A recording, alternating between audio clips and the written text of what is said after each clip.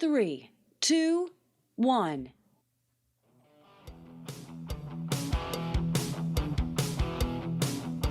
Hello, everyone. Welcome to Talking Headless. I'm your host, Paul Greenberg.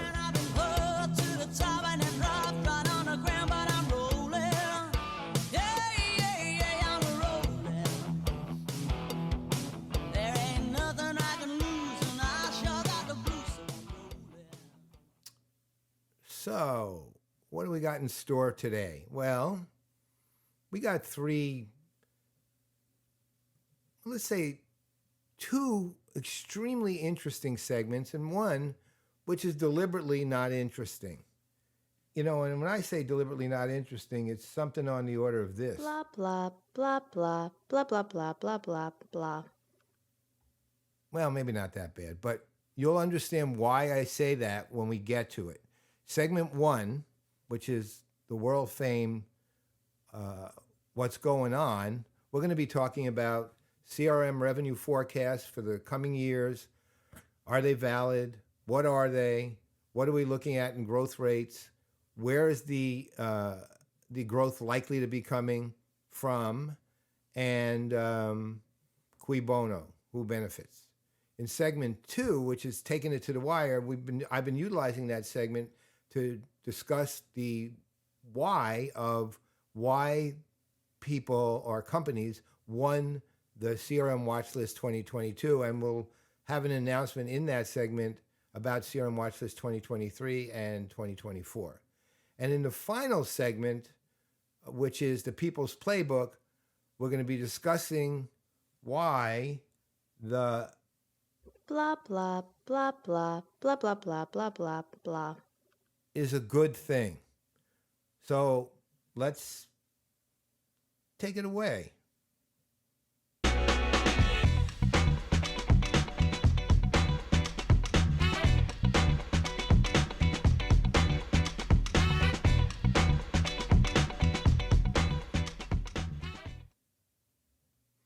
Okay, so today I'm actually going to take a look at the CRM market forecasts over the next few years from multiple places. What's pretty much astounding to me at so many different levels is how consistent they are, number one. And when I say consistent, meaning approximately the same size by, say, 2027, 2029. And the rate of growth tends to be approximately the same in almost all instances, according to all market research firms that have done the work. I mean, the one that, you know, most people pay attention to is Gartner, and I do too. I mean, I want to put a few caveats on these things. Number one is I don't have a clue how people can value these markets other than kind of taking a guess. Okay, I mean, I imagine there's some mathematical formula that assume certain things and then provide weight to different factors that might go into the growth or decline of these markets, et cetera, et cetera. But ultimately, what we're dealing with here is a guess. What actually is astounding about the guess is that it's astonishingly similar across the boards. And unless, let's just say, one market research or another market research is peeking over the shoulder of a third market research company during a test at school, these results are telling given the level of growth. Now, the second thing I want to say before we get into the numbers is 4 years, and this goes all the way back, 4 years, there have been an enormous number of people who have been ridiculing CRM after a period of massive growth, you know, when it kind of stabilized, leveled out, and continued to grow, but also matured in terms of what it offered and settled into becoming much more of a system and a technology rather than a broad-based business strategy for engaging with your customers. You know, the market, people like me and Esteban Kolsky, when he was still an independent or an analyst, both at Gartner and independently, Brent Leary, you know, people along those lines, we were all pushing very hard, and Dennis Pombrian, we were pushing very hard for CRM being much bigger than pure system, pure technology. We pushed. We ran into an immovable object. It is system and technology and services associated with systems and the technologies that are CRM related that these projections actually are the product of. So the bigger stuff on strategy, that's not part of this. There's value adds. There's professional services associated with everything from implementation to onboarding to maintenance. There's the product costs themselves. There's the platform cost. There's a combination of subscription revenue and what's left of on-premise revenue and fixed price services and so on and so forth, and maintenance contracts. But all in all, you're dealing with a market that has been maligned for years. And the more recent incarnation of it, because it's become so ubiquitous, has been that CRM is mature, it's boring, and it's really yawn-inducing. And that, might go to the blah, blah, blah that I talked about, but that's not where blah, blah, blah comes in. So then, what do you say to that? Well, you basically can say to the ones who are saying it's boring, it's super mature, it has nowhere to go, is on the one hand, maybe in part you're right. On the other hand, kind of up yours, really, because I'm going to start giving you some numbers. Now, it became in 2020, I believe it was, the world's largest segment of business software when it came to total revenues over a single year. And this growth rate doesn't stop. It's somewhat boring. It is, because it basically, it's defined very clearly when it comes to the operational aspects of customer-facing departments like marketing, sales, and customer service, and still with the confusion around Salesforce automation and marketing automation and customer service and the evolutions of each of them and the unwillingness of marketers to try to include it in CRM and the confusion between calling CRM or Salesforce automation CRM overall, which is not what it is. It's the three pillars. And then trying to add e-commerce into it, which throws even more confusion into it. Ultimately, here's what we're dealing with. We are dealing with the products and services associated with sales, marketing, and customer service in all aspects, including value adds and costs of implementation and maintenance over a given time period. That's what we're dealing with.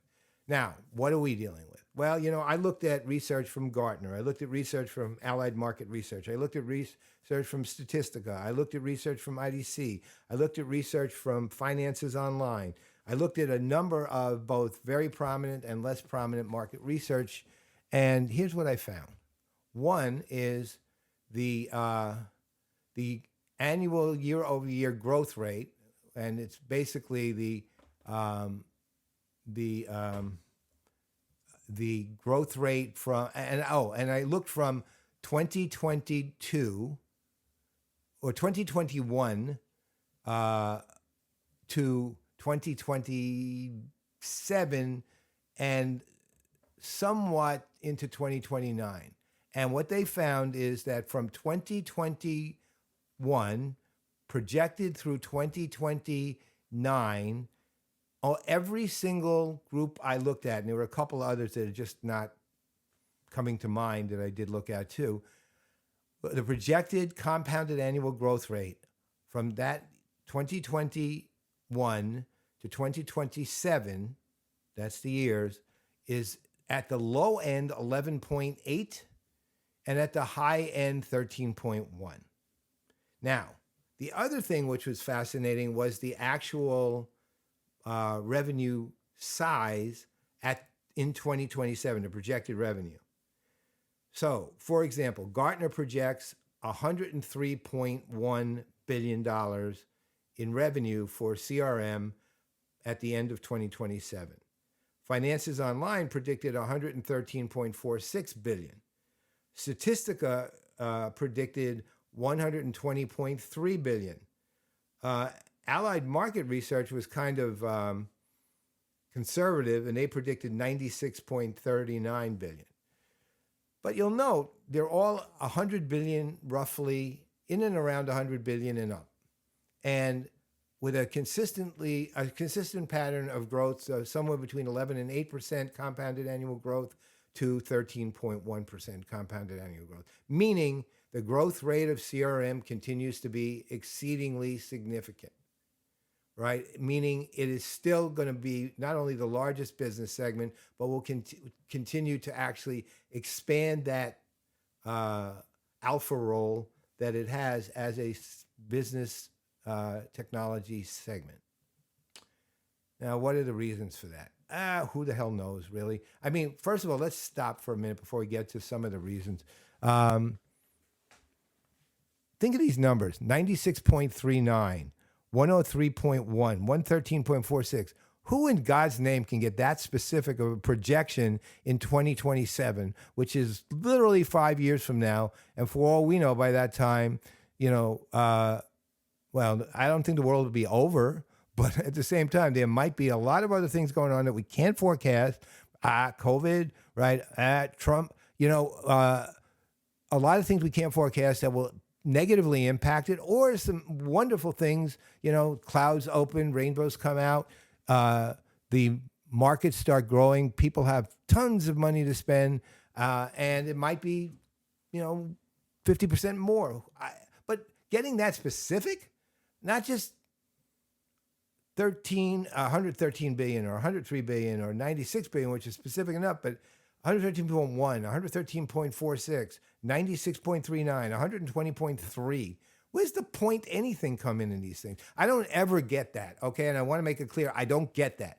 The only thing that makes any sense about this overall is that CRM continues to be not dead, but quite alive, and has gone from being a nice to have many years ago to an absolutely necessary core component of business operations on the customer facing side that are getting increasingly linked and integrated with the back office, increasingly so.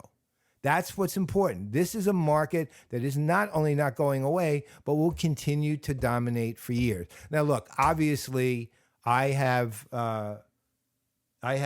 what's the word I'm thinking of?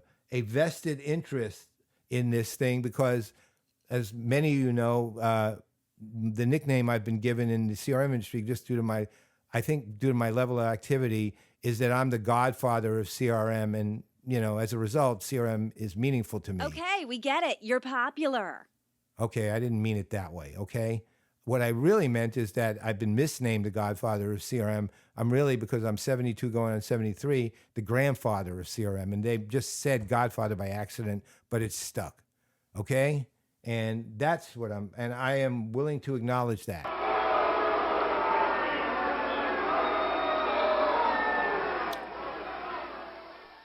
Okay, I get it. Nobody believes me. I'm not willing to acknowledge it. In any case, the CRM market is here to stay. It is not dead, will not be dead for many years to come, will continue to grow at that compounded annual growth rate of, let's call it 12.5, thereabouts, for years to come. And we're all in for a good ride and the evolution of the market. Now, in a future episode, I'll go into details as to why that's happening. But I'm really trying hard to keep this relatively short. So, you know what?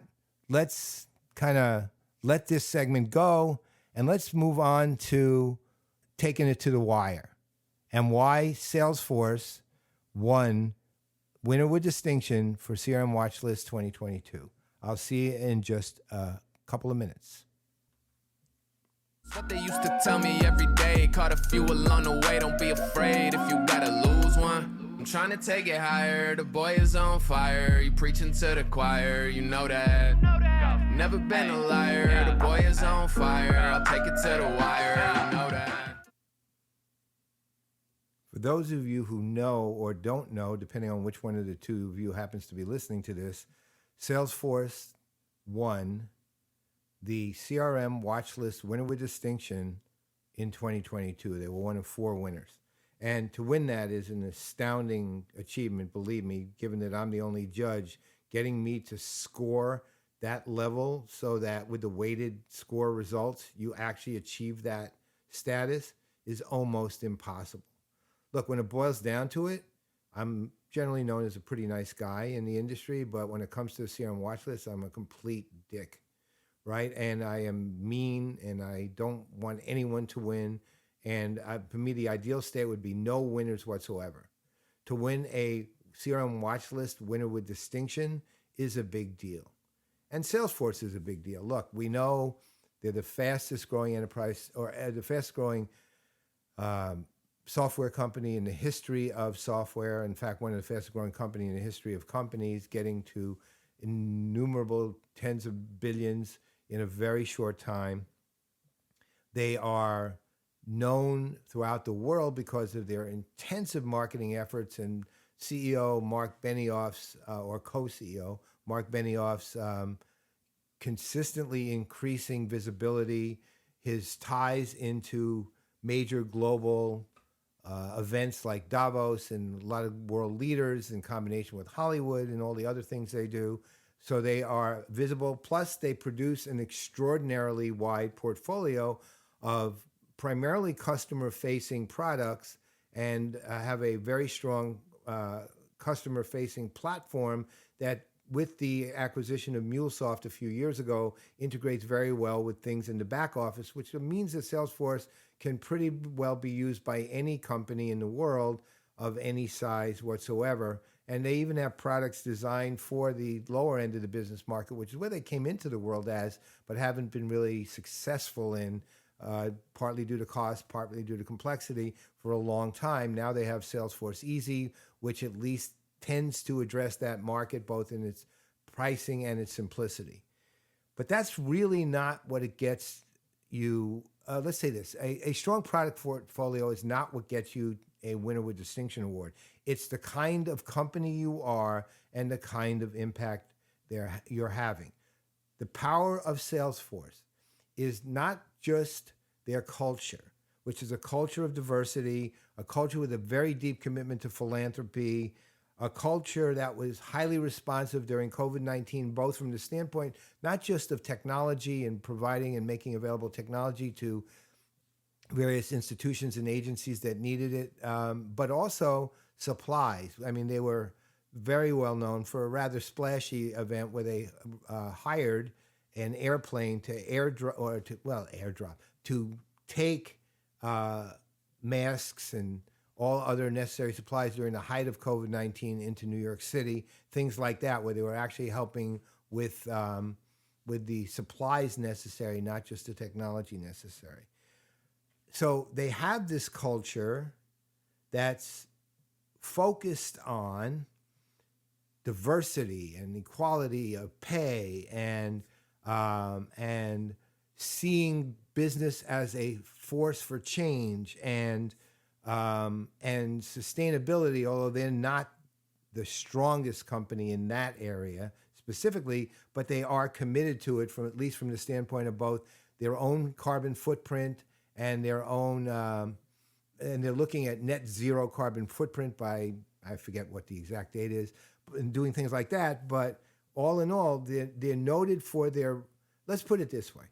Salesforce is what they call a B company without being an actual B company, meaning they have deep corporate commitments, deep corporate key performance indicators, deep corporate objectives that are designed to support not just the shareholders, but the stakeholders who they see as any human being who is in a position to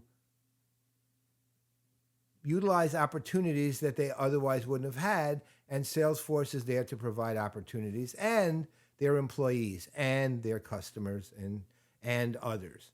So that's powerful aspect number one, is that. But that's not what, in fact, is the only thing that makes them have the level of impact necessary to win this kind of award. They are geniuses at externalizing their culture. Now, that might sound like, okay, you take what I just said and then you talk about it. That's not it.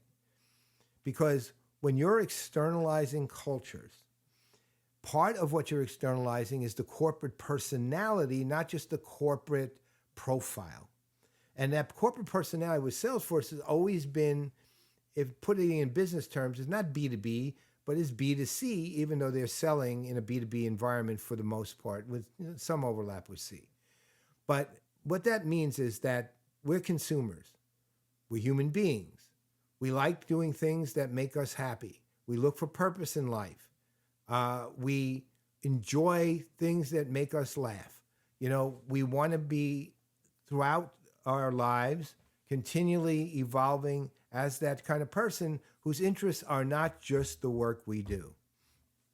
When you're externalizing culture, that corporate personality has to be externalized along with the goals, objectives, the principles, and the tenets of the company.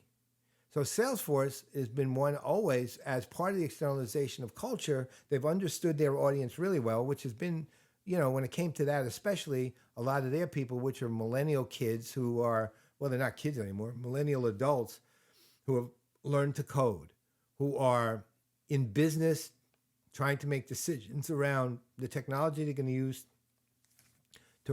to get a business outcome.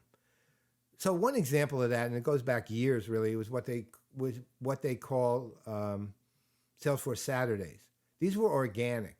Okay, what was happening is, because Salesforce always seemed to be this very inviting culture, and Benioff has both for his own benefit and I think also for let's say, a purpose, has had a very strong tie into Hollywood and very famous artists, ranging from Stevie Wonder, to Will.i.am, who's been there every year. This year, they had Red Hot Chili Peppers as the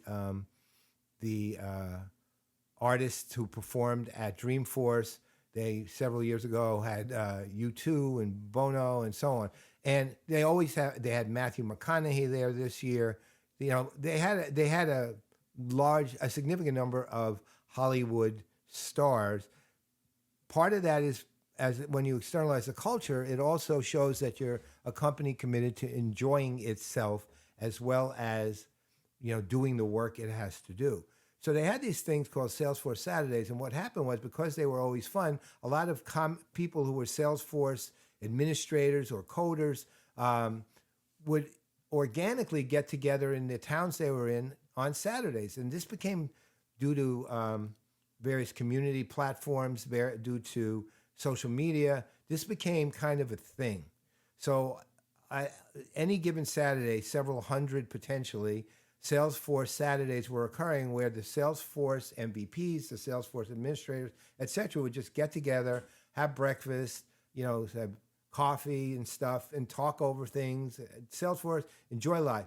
Salesforce didn't try to do what companies like Sony used to do, which was to shut those things down because they weren't authorized. They did that with gamers more like. That's another story for another day. But Salesforce not only encouraged them, but supported them actively. So, for example, they send over swag for the for the Salesforce Saturdays to distribute. They'd invite the people at Salesforce Saturdays, and then they'd send out a Salesforce employee, a significant representative, to go and hang with these folks. They made it they institutionalized it as part of the externalization of their culture, rather than, they didn't absorb it. Again, they tied to it. They weren't trying to take it over. They weren't trying to run it. They understood the organic nature very strongly and thus left it intact, but then just participated in it. And of course, that brands it with Salesforce and its culture, whether you think of it that way or not. And that commitment was driven home. Then the other thing that they've done extremely well, when you get past the externalization of culture, let's say, and the constant support. One other thing. On the externalization of culture, even though it tends to be done at Dreamforce, they give out these golden jackets to like the top customer doing this, the top developer doing that, the top trailblazer, which is their representation of their culture, which is a very contemporary kind of graphic arts, cartoon focused design with woodland animals and trailblazer ranger hats and things like that. But they give out what they call the golden hoodie, and the golden hoodie is a golden jacket. And it's very clearly modeled after America's Got Talent and the and the Golden Buzzer. I mean, it is so obvious. And in fact, one of the things I noticed this year's Dreamforce, when somebody I don't remember who it was given a golden hoodie, then golden, like confetti-ish stuff came down from the sky, which is exactly what AGT does, right? But that's a good model. Look, I ran a contest more than a decade ago called CRM Idol for emerging companies. And you know what? It was modeled after American Idol, even though I think if I did another one, it would be, Technology Has Talent. I would model it more after AGT now. But one of the things is that was deliberately designed to mimic a similar process because people enjoy it. They like it. It's fun. They feel fulfilled. These golden hoodies mean something to people. And again, it's how Salesforce externalizes the culture with a nod to existing culture and pop culture out in the ether now. So their ability to do that is powerful. I want to go into two other areas which I think are very important. The second thing is their brilliance at outreach and at market strategy. And I'm not talking about competitive intelligence. Every company has competitive intelligence. It's an area I'm not always tremendously thrilled about, but I understand it because they are competing, but it can get, I'm not going to get into that. Where they're brilliant, and they are brilliant, is in influencer relations. First of all, they have let's call it appropriate for the era and market where it is. They have the exact right definition of what influencer relations is. It's not just analysts, and it's not just analysts from Gartner and Forrester. It's all analysts from institutional analysts like Gartner, Forrester, IDC, boutique firms like, let's say, Ventana and Constellation, although Constellation has more power than any of the boutiques that I know. And then independents like me, Brent Leary, Vinny Merchandani, Dennis Pombrian, Josh Greenbaum, independents. But they go beyond that to people who are just influencers in the field, but they're not necessarily analysts. They're people, and they also understand the newer segments coming up. The only other company that I think has the properly expansive view of this is Zoho. But Salesforce has a market strategy team, especially the AR team, which is market strategy is run by John Tashik. AR is run by Ann Chen. Ann and her team and John and his teams are brilliant. Not only brilliant, they're among the nicest people in the world. And they are highly effective at making sure that when it comes to these influencers, they're briefed by executives. There are regular briefings as groups. There are regular one-on-ones. They do outreach to the executives all the time. To the influencers all the time. They engage people. They meet requests, and they are your friends. They don't hide. If you become a friend of theirs, they don't say, well, I have to stay professional. They say, hi, friend. I still have to represent Salesforce, but you are my actual friend. Meaning they understand that analyst relations means you're going to have a human relationship to the analyst or to the influencer that you're dealing with potentially. Human meaning they become someone you hang out with in a social environment that isn't necessarily going to, let's say this, it will go beyond your place of employment over the years. They're not forbidden to do that. They're allowed to do that as long as they remember that they still have a job to do at Salesforce. It's not just a strategy, it's a philosophy. It's both a fantastic philosophy. The strategy is brilliant because it's an inclusive strategy when it comes to the range of people who are engaged, journalists, analysts, influencers who are not analysts, business influencers who are not analysts, all of them are part of Salesforce's ecosystem when it comes to outreach. The final thing I want to get into is their response during COVID-19. Look, it was, as I mentioned it earlier, it was extraordinary. They were providing supplies that were not specifically business related. They were developing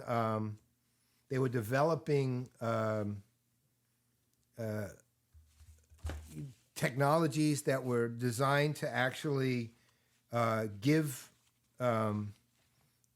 companies the ability to operate with either around business continuity, around engagement potentially with, say, patients or doctors, around with government agencies who were supporting first responders, frontline workers. I mean, they did all the things they needed to do properly and correctly, right? And did it in a way that was for the benefit of the species, so to speak, rather than for the benefit of their revenue stream. So those things get you winner with distinction. Now, there are other things I could have gone into too, but let's look at the three things that they need to do to maintain or expand their impact over the next 3 years. During Dreamforce this year, there was a brilliant demo done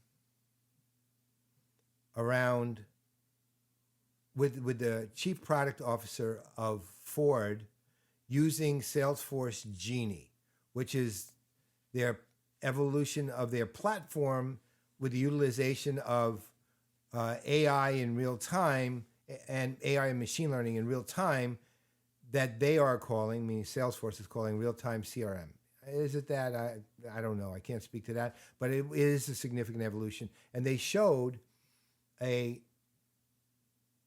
the CPO of Ford, they showed the end-to-end customer experience with some of the behind the scenes, the back office side, working as a unified whole. That was as close to a corporate product narrative I've ever seen Salesforce get. Typically with Salesforce, the CMO at the product level had more importance than the global CMO at the company. That was historic, because ultimately Mark seemed to be the CMO as well as the CEO and founder. Consequently, their product narratives were very good per product. Their corporate narrative was non-existent. With Sarah Franklin in as CMO, this global CMO is now a global CMO and has significance. That said, even with the externalization of the culture and everything else they're doing, they still don't have a corporate narrative. That Ford demo was a corporate product narrative, meaning it showed the product being multiple products from Salesforce being acted upon as a unified platform and ecosystem. But it's still not a corporate narrative, despite Salesforce's conversations around diversity and inclusion and philanthropy and the externalization of the culture. They still don't know how to explain the company really in the manner that they need to for a corporate narrative that's designed to impact customers that would support change in Salesforce's direction over time.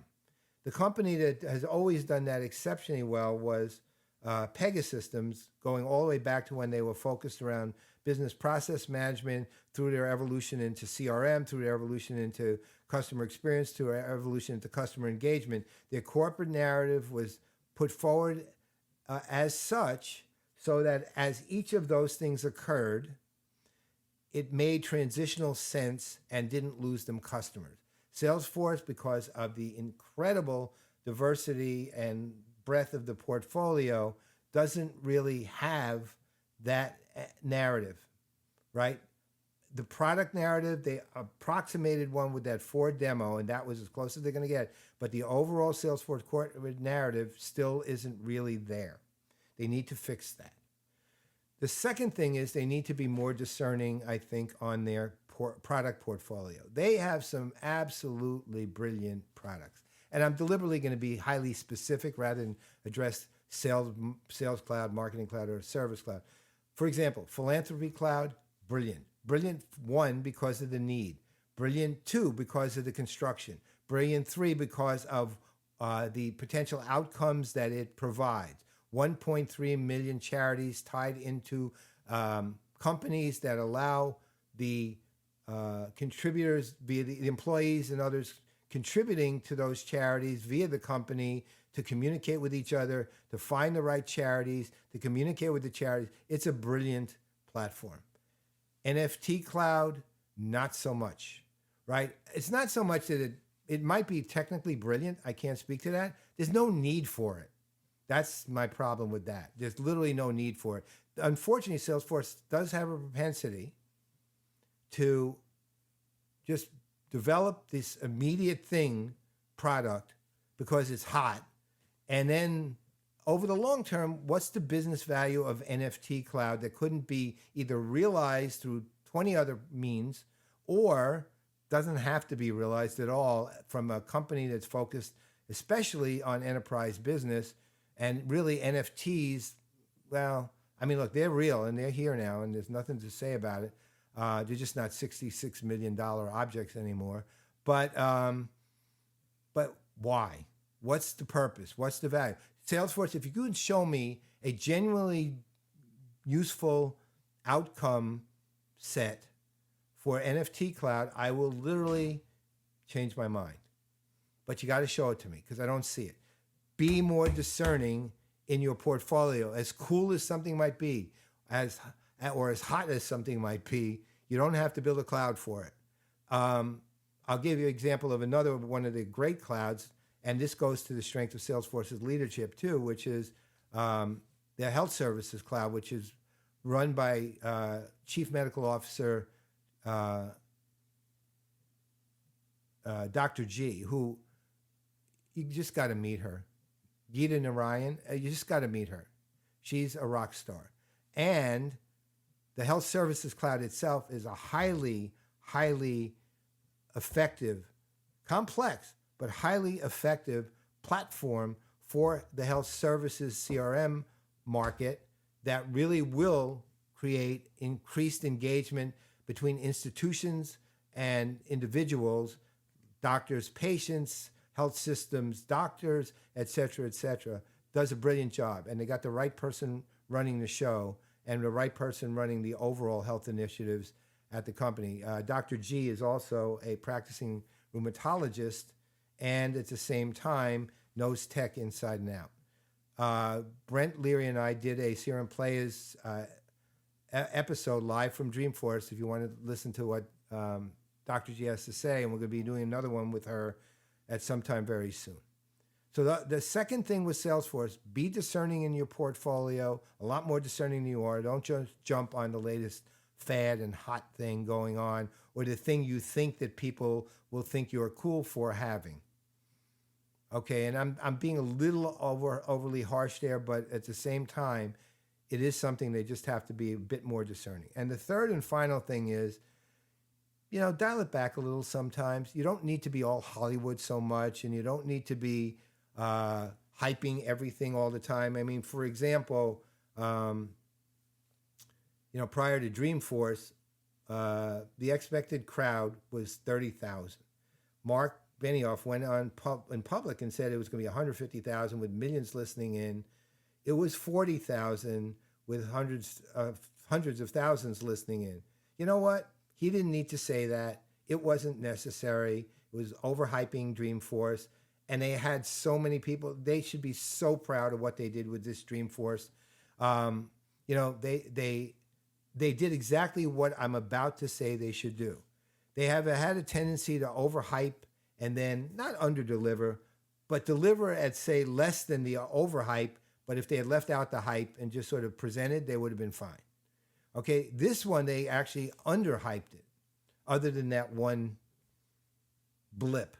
They underhyped it, and they delivered Salesforce Genie, and they delivered Slack Digital Headquarters, and they delivered the best product demo they've ever had, which was that Ford one I mentioned. They delivered an exceptional experience when it came to both the attendees and the VIPs. They did everything right. So just, you know what? Dial it back once in a while. You don't need Hollywood all the time. And look, I'm someone who loves movies and loves TV and loves, I'm a 72-year-old man who loves contemporary pop culture, for Christ's sake. And so, you know, from that standpoint, reality is that Salesforce even sometimes does a little too much for me. So 3 suggestions. Develop a corporate narrative. Be a little bit more discerning in your portfolio. You have some superb products. You have products I have no clue why they even need to exist. And 3, dial it back sometimes. Sometimes just present as you are. You are one of the great stories in the history of business. Okay? Let it speak for itself a little bit. You don't have to speak for it all the time. Okay? You're not going to lose ground. Honestly. I take my word for it. I know. And I am being definitive in this one. You will not lose ground by just letting you be what you are. Now, that said, don't overhype. Do what you did for Dreamforce. Kind of, in a way, understate and then deliver great. Not understate, over-deliver. Not underhype, over-deliver. Understate, you'll be great, right? Because that you will. And those 3 things, I think, were necessary for Salesforce to maintain or increase their impact moving forward, at least over the next 3 years. Whew, that was quite a handful and a long one. That said, I am happy I did it. And congrats to Salesforce. I am so glad that you actually managed to win a winner with distinction this year. You deserve it. You knocked it out of the park.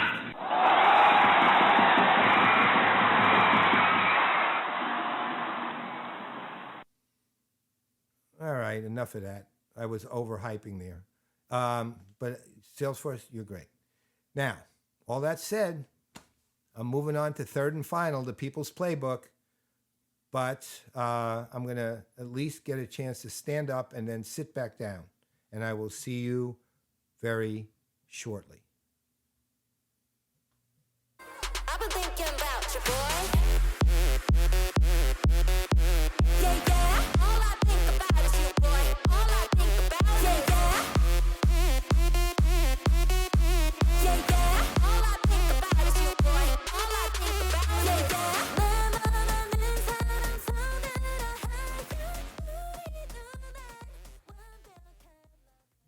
The best way to describe the People's Playbook, this segment, is this is the why and the how. Why you should be doing something and, you know, broadly, how you should do it. And I'm going to talk about something that I kind of gave you a hint about, I believe, in the beginning of the show, and it kind of went like this. Blah, blah, blah, blah, blah, blah, blah, blah, blah, blah. Meaning, we're going to do things that are ordinary. And we're going to talk about the ordinary things. Now, what do I mean when I say that? I have a slogan, or I'll call it a saying. It's not a slogan, I'm not chanting it. That is, I've used for years, which is, you've got to keep the ordinary ordinary. Now, look, there are a million companies out there who are constantly talking about that their mission in life, their purpose is to delight their customers all the time. As I've mentioned on prior episodes of Talking Headless, as I've mentioned on CRM Playaz, as I've mentioned pretty much everywhere I go, that's a crock, okay? Your job is never to delight the customer all the time because A, you can't afford it, because if you're doing it all the time and the customer's expectation is that I am going to be delighted every single time I come to your lovely site or talk to your wonderful people or use your outstanding product or get it for an astoundingly low cost, they're going to be disappointed at some point greatly. Or their expectation bar is incredibly high and one that you can't possibly meet without constantly raising it yourself, because when delight is expected, it becomes expectation. And the whole idea of delight is to exceed expectation on occasion with no expectation of it happening again, right? So when company says that, just treat it for what they're saying, which is it's a absolute crock, all right? What's more important? Do what's convenient for the customer. Make their experience convenient. Look, here's the thing. At any given day that a customer is going to interact with you, several things are occurring. First is the customer has decided that he has a job he has to get done, and there actually is a school of thought called jobs to be done, which I am an adherent of, that says you buy things, services, or products to accomplish a job, to get an outcome that you are looking for. And when I come to your site, or I talk to your salesperson, or I go to your store, or whatever I do to somehow get involved with you in a way that provides me with a product or a service, I'm doing it because I have something I need to accomplish, and I think you can help me do that. And consequently, what I really want from you, even if I'm a fanboy, I'm an Apple fanboy or a Salesforce fanboy, I don't want to love you the way I love my significant other. I don't want to even love you the way I love my sports team, for God's sake. What I want to do is I want to use you in a way that gets something done. And if you keep doing that for me, I'm going to be very happy with you, even if I'm not ecstatic, right? But I will keep coming back and back and back and back. So make things convenient. The epitome of convenience I've talked about before, the UPS store, you come in, your expectation is you'll be out of there in 2 minutes, and they do everything in their power to make that a convenient outcome for you. You come in, you hand them whatever package you have, they give you a receipt, you're out the door. If you need to buy stuff, you look to your right, it's right there, you bring it right to the counter, you're done. In, out, and as they said in West Side Story, in, out, let's get cracking, right? And you get cracking by doing everything else in your life that you do. Now, here's the interesting thing about that.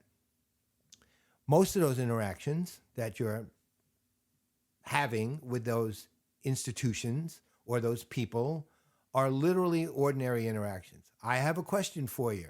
Can you answer the question for me? And in fact, there was a number of studies done over the years, some from Forrester, different marketing research agencies. I don't remember the names of all of them, but I've looked at studies over the years that looked at what they call service interactions. And the idea was when a customer contacts a company to talk to them about something, be it it could be a complaint, it could be a question, it could be anything, right? What's the nature of them? And what they found was, depending on the survey, but no lower than the number I'm going to give you, no higher really than the number I'm going to give you, between 90 and 95%, and there was one outlier, 98%, of the inquiries, the interactions, are inquiries about something. They're questions that they want answered. And let's say it would come in this form. Hey, what's your address? And you email that and say, please text me back the address. There's two expectations in that. You're going to answer the question about the address and that you're going to text it back to them, not just hit reply and email it back to them. They asked you to text it back to them. So number one, you'll accomplish what they're asking. Number two, it'll be in the medium that they're asking you to accomplish it in. Simple as that. Those are ordinary. Now, here's the interesting thing about ordinary versus extraordinary. Now, when it comes to an ordinary interaction, just a regular interaction, let's say this, when something delightful occurs and it doesn't quite float your boat, you go, well, they tried, but I don't care. Didn't work. But there's never, and that can fail, and there's some expectation that it might. But when it comes to the ordinary, there is never an expectation that the ordinary is going to fail. So when the ordinary fails, the impact is greater on the results of the experience than when the extraordinary or luxurious fails, because there is no expectation of any failure when it comes to the ordinary. remember that. You will, if I send you an email and I say, send me back a text with your address, and you don't do that, or you send it back the wrong way, I'm going to go ballistic. I'm going to be really upset because I was asking you a simple thing that was very convenient and easy, and you didn't do it. Now, that goes to another place, which I have not gone into since for quite a while. I have this concept I call the margin of utility, because look, when it comes to the ordinary, it's not simple, because on the one hand, it starts with, on one side, what the company is going to provide, and that's decisions the company makes on what kind of products, services, tools, and experiences they want to provide me so that it impacts what I call my personal value chain. And on the other hand, I'm viewing it and interacting with it from the standpoint of my judgments, my expectations, my emotional state at that moment, and any immediately relevant past experiences or recent experiences that impact what I'm thinking about you. So, for example, I go onto Amazon, I order a book, I put it in my basket, I hit buy. For some reason, there's lag time on Amazon of 5-6 seconds or 3-4 seconds. I had a decent enough day. Nothing bad or good happened particularly. Just a regular old day. And it goes through 5 or 6 seconds. No big deal. On the other hand, same exact scenario, except that I had a huge fight with my significant other, let's say. Just a big fight. And I'm so irritated. Well, that 5 or 6 seconds lag time becomes what? 5 or 6 hours in my head, meaning I get really irritated that there's lag time. And if there's any way for me to abandon the cart, even though it may be too late, I'm going to abandon the cart. Now, let's assume I accomplished that. You're going to look at that as the company and you're going to say, well, he abandoned his cart. Why? And you know what? You're never going to get the answer from me. Never. Right? So what do? People always say, well, what do you do? How do you get the answer? The answer is, because you won't, you have one thing you can do. Solve the technical issue that caused the 5 seconds lag time. And that's the key to convenience in the ordinary.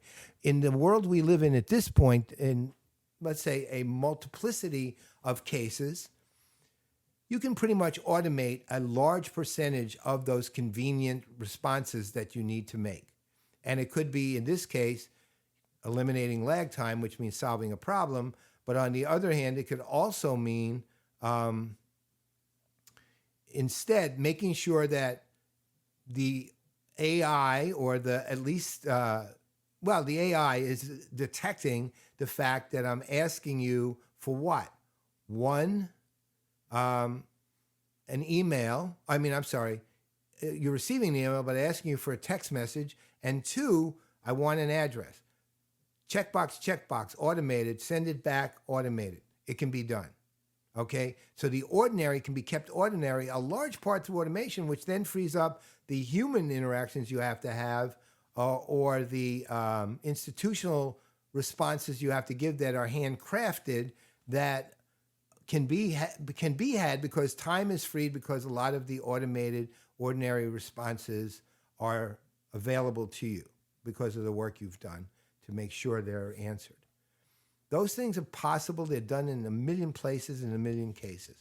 The tough part is really gauging the experience, and that really is hard. Like, many years ago, probably 10, 15 years ago, I went to Yankee Stadium and I bought 2 tickets that cost me $750.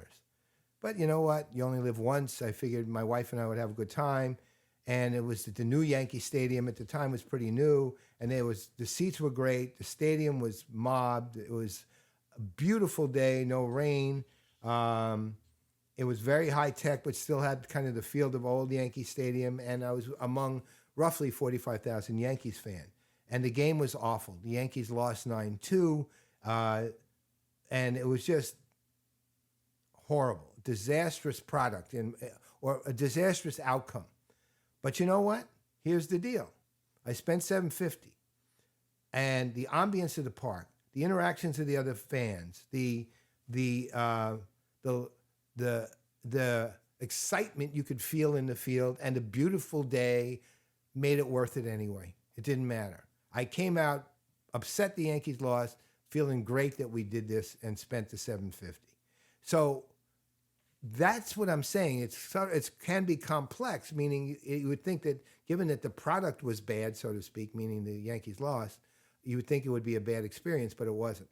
But ultimately, what you're always doing in this case is you're focused on the things that the customer needs to do to get a job done, allowing for the fact that there's going to be some, let's say, other things that you have no control over, interacting with or shaping that customer's day and emotional matrix, and in the meantime, providing the customer with the most convenient experience they could have with you and keeping that ordinary. Now, there's a thing I created then, because then you're starting to deal with two things.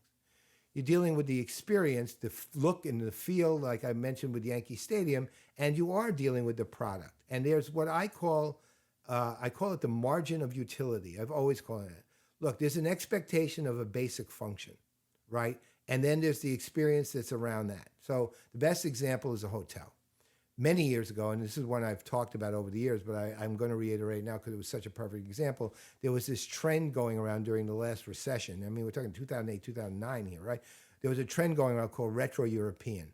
And the idea was that these hotels in New York and Chicago and San Francisco had this European look. You'd walk into the lobby and it would be these very high, beautiful ceilings, and you'd go to the bar and it'd be a minimalist experience. In fact, the Hudson Hotel in New York, which I stayed at because I was speaking at the Japan Society that day, the Hudson Hotel in New York had this bar, and the hotel itself was designed by Philippe Starck, who was like a master architect of modernist architecture and minimalist architecture, and he designed the bar, which is the trendiest bar in New York City. And you walk in, and these beautiful high ceilings, and they're dark, kind of dark, and you go into the front desk, and you have these very, let's call it, beautifully appointed front desks, and the people at the front desks are extremely nice, and you register, and then you go, and this is where it gets a little cheesy, but you go on to the elevator, and the elevator is called a lift, just like Europe. And at the same time, you know, they'll have the UK voice in the elevator announcing the floor, and you get up and you walk into your room, and bam, end of experience. Why? Because, let's put it this way. There is a fundamental expectation of the use of a hotel room, whatever hotel it is, regardless of how luxurious the hotel is. One, it's got a bed that you can sleep on, and the bed will be comfortable enough for you to sleep. Two, it has windows of some kind. Three, it's got walls and a bathroom, and the bathroom has a door, and the toilets and shower, even if they're wonderfully appointed with Hans Grohe shower heads and so on, work properly. Four, you have enough room that if you want to work at a desk, there's a chair and a desk of some kind at that hotel. And you can watch TV if that's what you want. The Hudson Hotel, this is what happened. You walk in, you lay on the bed, anywhere on the bed, you turn right, you bang your nose on the wall. You turn left, you bang your nose on the wall. There's no room to do anything. There's no room to put down your suitcase between the bed and the wall on either side. It was almost that small. It was a little more on the left side than the right, but it was close to that small. On the right side, you couldn't even drop a nickel down there without it catching between the bed and the floor. It was so tight on the wall side. You wanted to work, you had to sit at the foot of the bed and go to a table that was there, and then the TV was like a hospital TV up in the right corner. But to make this even worse, so if you're at the foot of the bed, you're on this table, and you look straight, there's a translucent curtain and you can see straight into the bathroom. With this, there isn't even a wall between the bathroom and the bedroom. Now, think about this. I was alone. It didn't matter so much, but it matters. I don't care who you're with, the most familiar person with you ever, someone you've been intimate with 4,000 times. There's no wall between the bathroom and the bedroom. And you can see, somewhat, because it's translucent, not transparent, somewhat into the bathroom by sitting at the foot of the bed where you're trying to work on a table that's set up barely to fit in that little squeezy spot with the TV above and to your right in a corner of the wall up like a hospital room TV. Now, that's what I call a giant fail. No matter how trendy and beautiful the bar was, and the drinks were like, back then, $20 a piece, which was very expensive then. Now it would be just ordinary. But $20 a piece, beautiful minimalist bar, really cool ceilings in the lobby, very well appointed front desk. The hotel didn't even meet a marginal ordinary expectation of what a hotel room is supposed to do. It was horrible. So the idea is, when does the utility really predominate so greatly that it controls the result of the experience? In those circumstances, when a basic functional need isn't met or is considerably less than expectations of the ordinary that you have of a room, then all the rest of that gorgeous, cool, retro European experience falls short, even though you expected a smaller room because it was retro European, and European rooms tend to be smaller by most standards. So the idea is, what happens here? Do I say, oh, go back to the Hudson Hotel because of that unbelievably trendy bar you can get in, and at the time it was the hottest bar in New York, and it's a cool looking place? No. You can't sleep there. You can't work there. You feel like you're in a hospital there. And you can look into the bathroom. Big fail. That's the margin of utility. The basic functional need is still the first need that has to be met. Period. That's what we mean when we say keep the ordinary ordinary and meet that marginal minimal need. This is what keeping the ordinary ordinary means. This is what the margin of utility is. You know how they have minimum viable product? Well, that's actually the margin of utility. It's not minimum viable product. I'm not a big fan of putting out the minimum viable product as your first pass. I mean, sometimes you do. I'd say PPN is probably minimum viable product at this point, but it's sufficient and has enough extra. Make it interesting. But ultimately, your job is to, 1, provide minimum function, 2, keep all the ordinary ordinary, so that when a customer comes to provide a product or service, or to get a product or service from you, that they can get that with the minimum of time, the maximum of convenience, and be in and done as quickly as humanly possible with a proper outcome. Now, the question becomes, what are the things you do then to do that? Because, again, I can't go into great detail on it, but let's talk about at least a few things. First and foremost, when you're beginning to create what you're doing and beginning to reach out to customers, don't promise what you actually can't do. Meaning, you are saying, hi, we provide this, we provide this. We don't provide this and this. What we can do for you, for example, as a high volume retail store, we can't provide you with a boutique one-on-one experience because we're a high volume retail store. But what we can do is create a really, really good experience in the store for you. So we will have attentive salespeople. We will have things conveniently located so that you can see them easily and you can find what you need to find. We will use technology to the extent we can to do things that are somewhat cool, like watch yourself wearing something without actually wearing it, or things like that, or whatever. But the idea is you are managing the expectations of your customer by creating the framework from the get-go. The second thing, as I said, once you've done that, you've created a framework, an institutional framework, and a level of expectations that the customer now understands and that you can manage.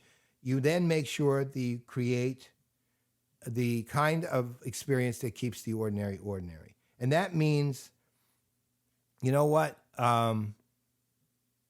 One, make your processes, business rules, make that and make your systems work properly so that what can be automated is automated well. If I don't like, for example, let's just say IVR menus. You know, if I'm stuck with them for some reason, and there's some regulatory reason or there's some other reason you have to do it, at least please make sure that quickly I can be routed to the department that I need to get to, rather than have 800 layers of menus that don't get me anywhere and still don't even answer a basic, and not give me, for example, that 0 to get to an operator. I can't tell you how many companies don't even have 0 means operator, and how many more of them might even have it but don't tell you they have it. So what does that mean? Well, keeping the ordinary ordinary says, you know what? Here's the 5 choices on the menu. None of them work. Hit a 0. Number 6 is hit a 0, and the operator will get you where you want to go. And if you want to bypass the menus and just hit that 0, you can. That's what keeping the ordinary ordinary is, right? That's another thing. So step 1, manage the expectations and do it so that overtly so the customer knows. Step 2 is keep the ordinary ordinary.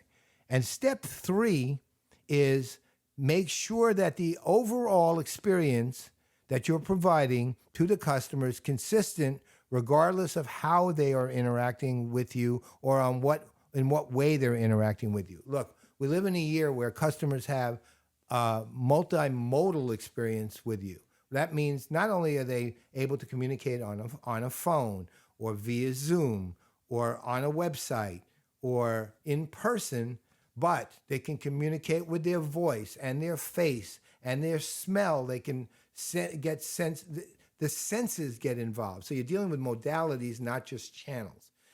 But one thing that's necessary is the customer will always expect the best experience they can get at all levels. So, for example, years and years ago, Frank Eliason, who's a brilliant customer service guy, pioneer in the industry, wonderful person, visionary, actually created Twitter customer service. And he did it at Comcast. And what he did was he promised a 1-hour response time. That was extraordinary. It transformed customer service worldwide. To this day, you can trace a lot of it back to what Frank did. What happened at Comcast, though, was if somebody called in and they didn't get 1-hour response time, or if they emailed and they didn't get 1-hour response time because they knew they could get it on Twitter, but didn't really use Twitter, they got upset. So they're always expecting the best of the experiences in all channels and modalities. So make sure that experience is consistent to the best possible experience that you can provide, given the limitations that you've created to manage it and the technologies you've used to automate it. That's what keeping the ordinary ordinary means. That's what margin of utility means. And what I mean is, I think we're done. So remember, 1, manage expectations. I gave you some detail. 2, keep the ordinary ordinary. Know the margin of utility. Make sure you handle that. And 3, keep the experience consistent. I've given you some examples all the way through. I hope this has been valuable. I am done. This is the longest podcast I've ever done in a time where I was trying to cut it down. I don't care. I hope you have a great week. I hope you have a wonderful time. Make sure you watch CRM Playaz every Thursday at 3 p.m. on LinkedIn, Facebook, Twitter, YouTube, and on the PPN website. And if you want to view these podcasts, watch our other shows, go to playazproductions.network, Playaz Productions, plural, .network, and go to the website and you'll get all the shows you want and you'll see what we got to offer. With that, I'll see you later. I think I'm going to have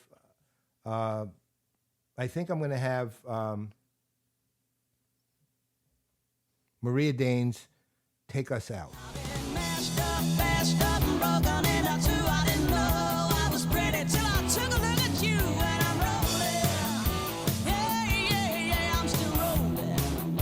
Baby, there ain't nothing I can lose, and I'll sure got the blues. I'm rolling. Hey,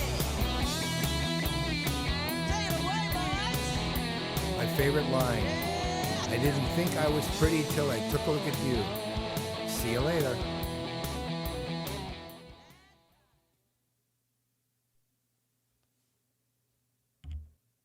Talking Headless, a PPN digital broadcast.